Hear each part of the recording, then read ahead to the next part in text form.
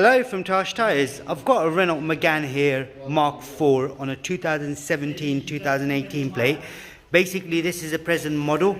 As you can see from the front grille, it's quite a smart looking Megane. All I did was I did the 4 new tyres on this. I'm just going to reset the tyre pressure warning light.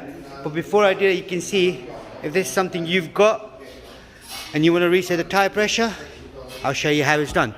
Now to check the tyre pressures and sizes, you got them right here on the door itself. So 205, 55, 16, that's what's on there at the moment. So what I've done is I've gone in for 2.3 bar and 2.1 bar, which is 31 in the rear PSI and 34 PSI in the front. Now to reset it, it is a quite simple procedure. Now if I switch the ignition on, I may have to start her up anyway. Press the clutch down, start her up. And on the right hand side there, that's the pressure warning light. So just right here. So that's the pressure warning light. That's what we reset now.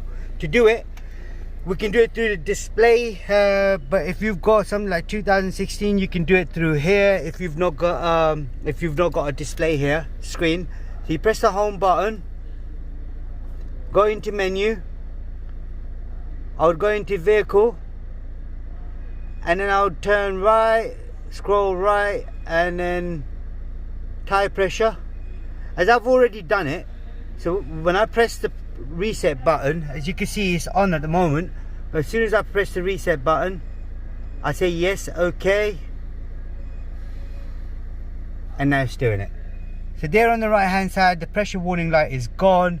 That's all you got to do on this particular model. If there is anything else you need to know with regards to Renaults, if you've got any other models, we do have a playlist for it as well. Do check it out, and don't forget to subscribe to our YouTube channel, and do like the video, share it where possible. Thank you, goodbye.